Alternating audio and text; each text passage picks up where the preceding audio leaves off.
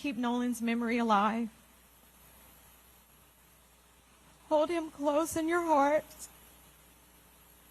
Share his stories and never stop saying his name. As long as we continue to remember him, his light will continue to shine through us all. Family and friends of Nolan Wells gathered in a Mississippi church to mourn and celebrate his life. The 18-year-old was laid to rest in his hometown of Ocean Springs, where he was a standout high school football player. Investigators say they believe Wells drowned during a July 4th boating trip with friends. His body was recovered near a remote barrier island. Autopsy results are pending. We don't want nothing sugar-coated either way. But for an 18-year-old young man to no longer be with us, we want answers. Not biased either way, just answers. And I think that for the family, the closure can come if there is justice. His friend's boat was sinking.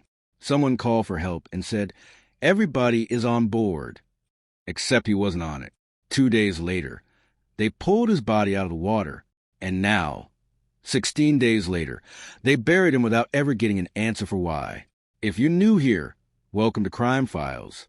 Hit subscribe and tap that bell right now, because if you leave without doing that, you're going to miss the next case.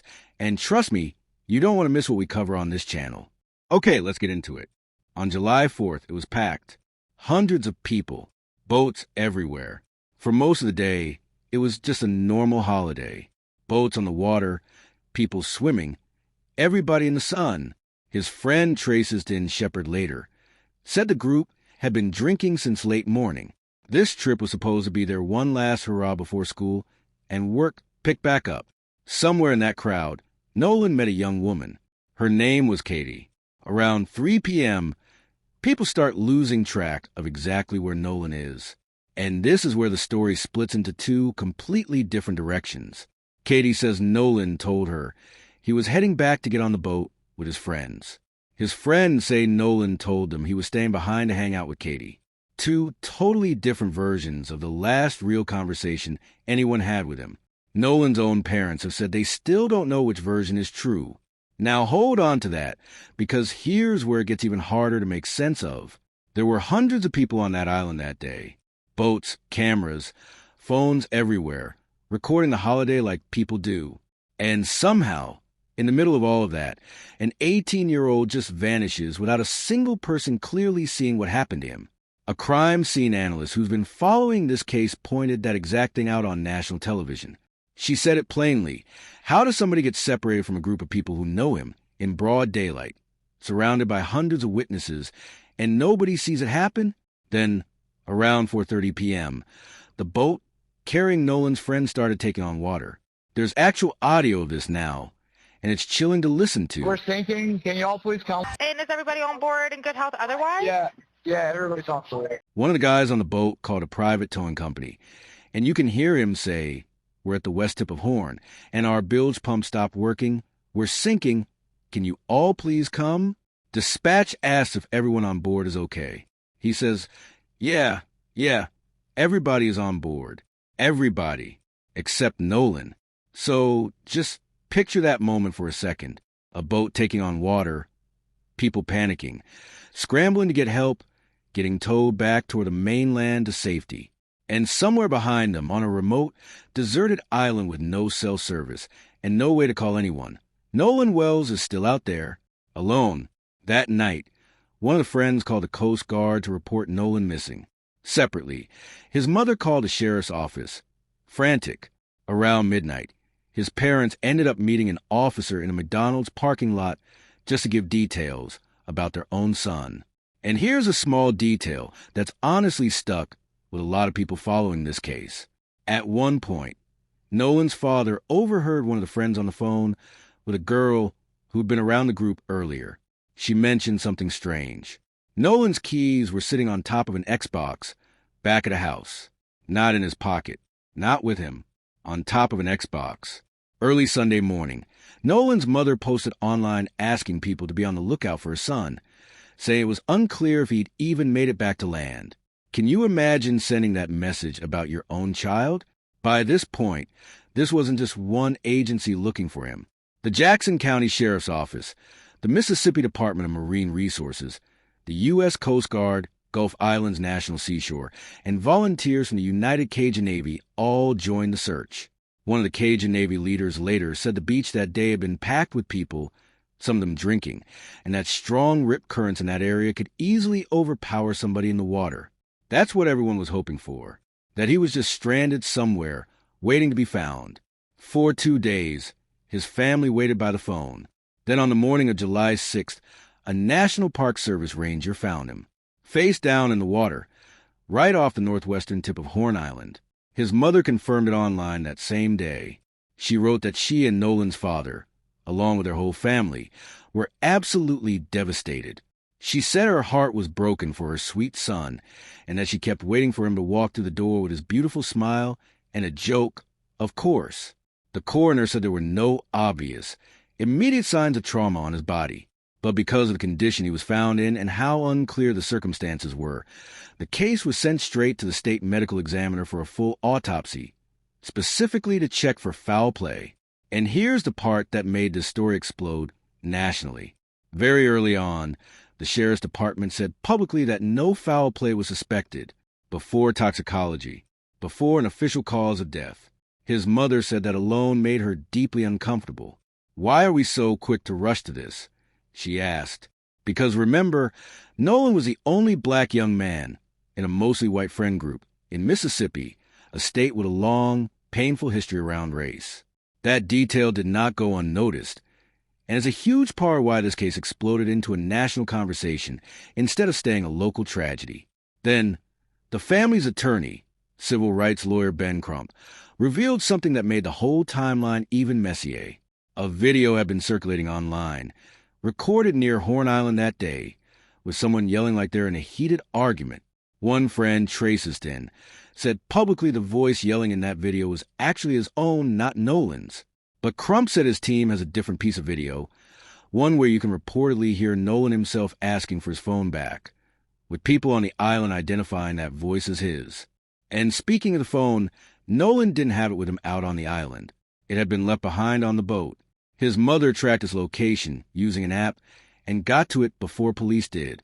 By the time the family had it in their hands, they believed some messages had already been deleted.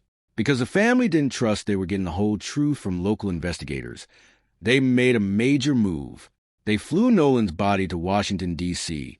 for an independent autopsy, paid for in part by former NFL player Colin Kaepernick. Done by a doctor with zero ties to Mississippi law enforcement.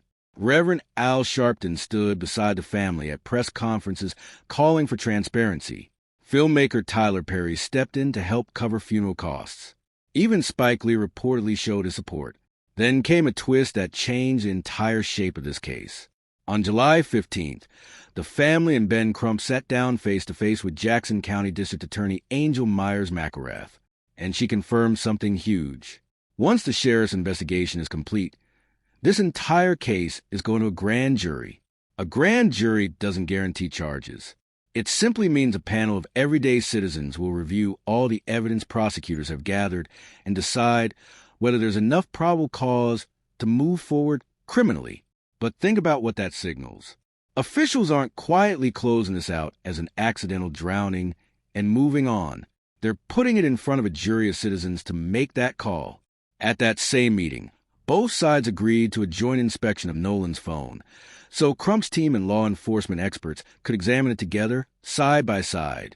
Crump also pushed for investigators to check the phones belonging to Nolan's friends, not just his. And then came the GPS data. CBS News obtained official tracking information for the boat Nolan's friends were on, and it lines up with that sinking boat call almost to the minute. The boat left the dock around 9:56 in the morning, arrived at Horn Island by 11:14. It left the island at 4:31 p.m., matching the sinking call. It got back to the dock, moved briefly into a nearby bayou, returned to the dock again by 6:06 p.m. Then, at 7:19 p.m., it shows up again at the boat launch.